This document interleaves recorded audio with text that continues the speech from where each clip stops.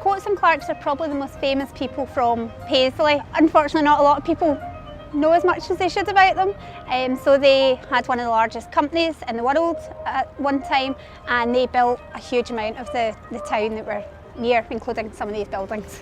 There's an area in Antarctica, for instance, called Coates Land, and that's called after one of the Coates sons who was into exploring. The main impact of their legacy is probably the built heritage that we see around us in terms of all their gifts, like churches, libraries, museums, that the town would not have been able to afford or have without them.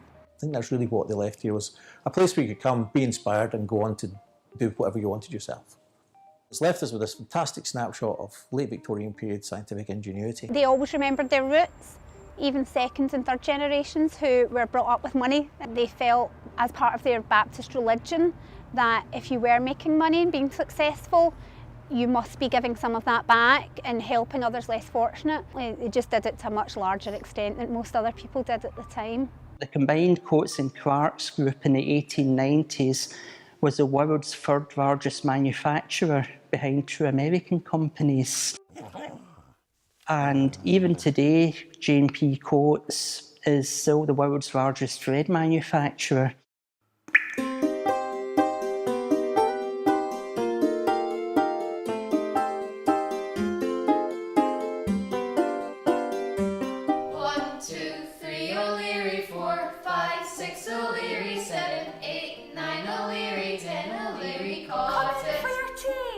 Round the table we sit to say grace. May the Lord make us thankful for this meal we're about to receive.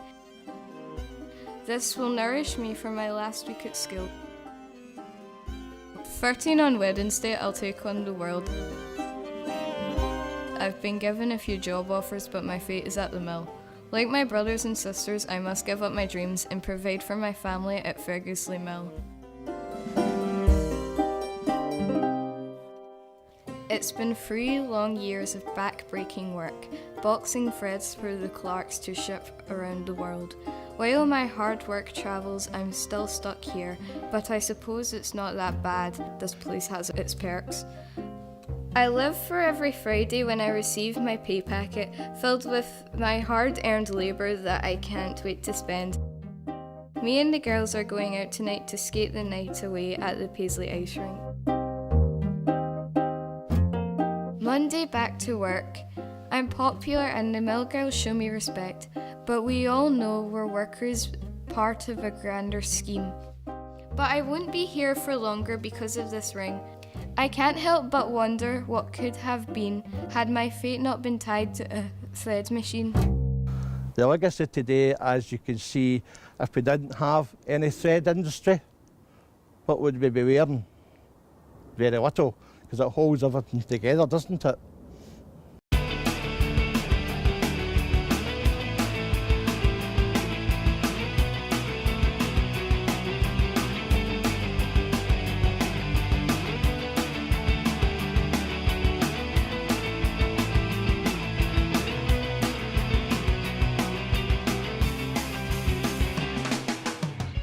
The Coates Memorial Church was built in 1894 and it's designed in the Gothic style, and it's actually from the bottom to the top, it's 240 feet high.